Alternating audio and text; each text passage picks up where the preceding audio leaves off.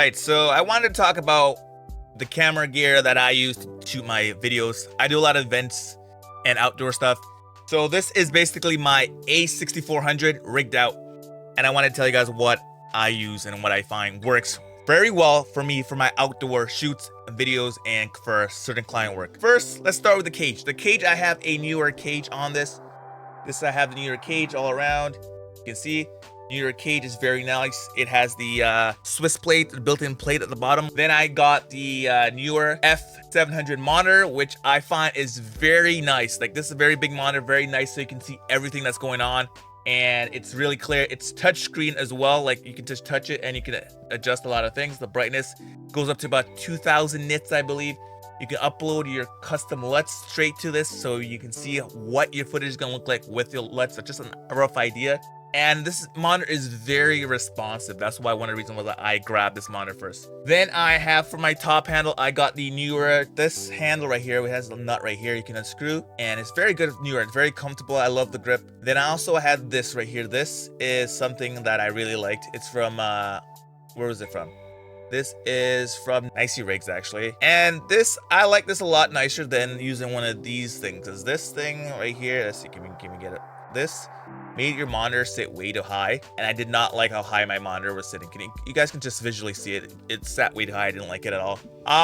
One of the main issues with using the Sony a6400 is the battery life sucks, and it's completely trash. Okay, if you know you guys shooting 4K, you could probably get half an hour at most in 4K.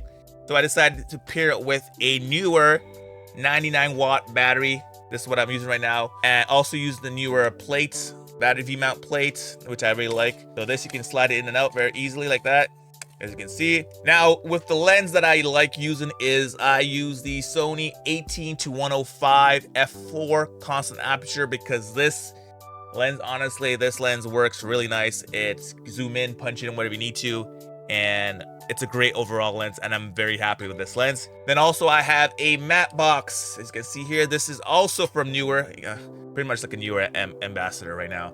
But this matte box from Newer, it was much cheaper than the SmallRig version. The SmallRig version is great, but this just does exactly what the SmallRig version does. You put your ND filter, as you can see there.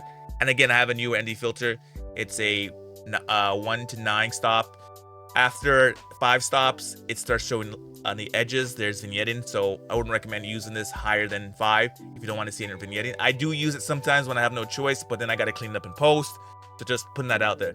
But yeah, I use this matte box because it has the right here, the little flap I really use, and I use this to cut up control the light and stuff like that. It's really good.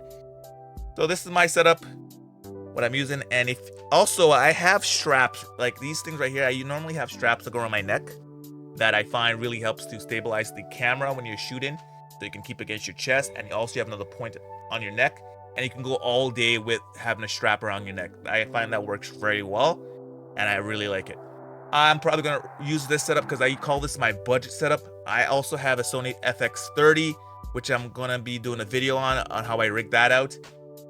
And I also have a Lumix S5 2X, which I'm going to be doing a video on because I'm trying out the Lumix system. I've always been a Sony guy. Even my camera right here is a Sony. It's camera I'm shooting on. If you guys are curious, the camera I'm shooting on, it's the Sony a6100. So yeah, the 6100. I just use it. It's just a talking video, you know, for my stream and stuff. I'm also pairing it with a Viltrox 24 f1.4. Viltrox makes some amazing lenses, especially now Viltrox is coming out with the Pro series, and those are amazing. You guys know that Sigma just came out with the legendary 18-35 is back for E-mount native, but now it's 17-40 f1.8 art lens.